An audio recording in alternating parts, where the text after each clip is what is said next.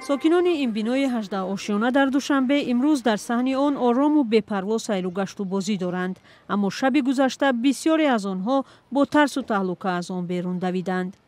زمین جنبی شبانگاهی آنها را به وهم آورد. دوستی شیرخانوف میگوید دیروز آنها در خانه توی و مهمانی زیاد داشتند.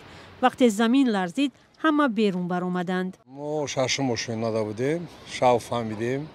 راستی گپ دینا توی داشتیم، یک مرکه داشتیم، خواب نبودیم. بعد هممون فرو آمدیم این площадкада، هم مردم. برای قاعده زمین لرزی باید لیفت خطی نرای، باید حتما لسنیسه خطی برای. لسنیسه خطی فرو آمدیم، یک نیم ساعت در بیرون ایستادیم، قریب یک ساعت. بعد همون با اومدیم خیلی دیگه خواب نمیبره.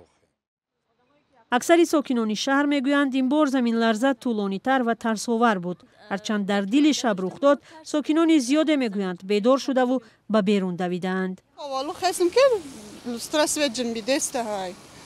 بعد سوی در دادم بود که ما همش خیزاندم ای خونه برآوردیم بیرون ده. بیرون ده با کم تلخته چطور بود میکنیده حس میکنی چم این خانه را با بیرون نشده نستره.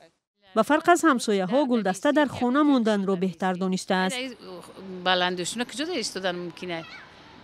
با خدا تکه کداشتی. هفتم هشتم فرم لیفت تست کار کردن گرفت. فرمادن. حالا که ممکنه است در حالت زمین جنبی لیفت از سوار شده ممکنه است.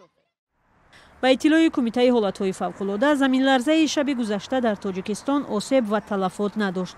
کارشناسان آن میگویند تلاش ساکنان برای پایین شدن از آشیانه‌های بلند هنگام زمین لرزه و استفاده لیفت نادرست و منع است. هنگام زمین لرزه یعنی که با لیفت سوار نشوند، همچنین در جایی که ستون پایه جایی که ستون هست در تگ همونا در تگ میزو یعنی که خودشون را از خطر ضرر دیدن اهمی نگاه دارن.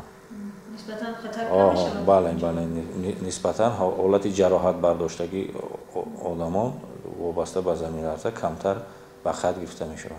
در حالت ضروری به گفته این متخصص باید ساکنان از زینه‌پایه‌های آهنین استفاده برند که در بلندآشیانه‌ها مخصوص برای حالت‌های فوق‌العاده پیش بینی شدند. نمایندگان کمیته میگویند آنها هفته پیش در نزد بلندآشیانه‌های شهر برای اهالی آموزش برپا کرده به ساکنان قاعده رفتار هنگام زمین لرزه را یاد دادند. چون این آموزش در همه شهر و ناحیه‌های کشور جریان یافته است، اما با این وجود در کشور که سالهای اخیر بلندآشیانه‌های زیادی نو قامت افروختند، تهلکه و نگرانی ساکنان در زمین لرزه بیشتر است. در تاجیکستان سالانه صدها بار زمین می‌لرزد، اما به گفته متخصصان فقط 70 یا 80 مورد آن احساس می شود. در پی زمین جنبی‌های شدید سالهای اخیر ده‌ها خانه در منطقه‌های کشور ویران شده بود.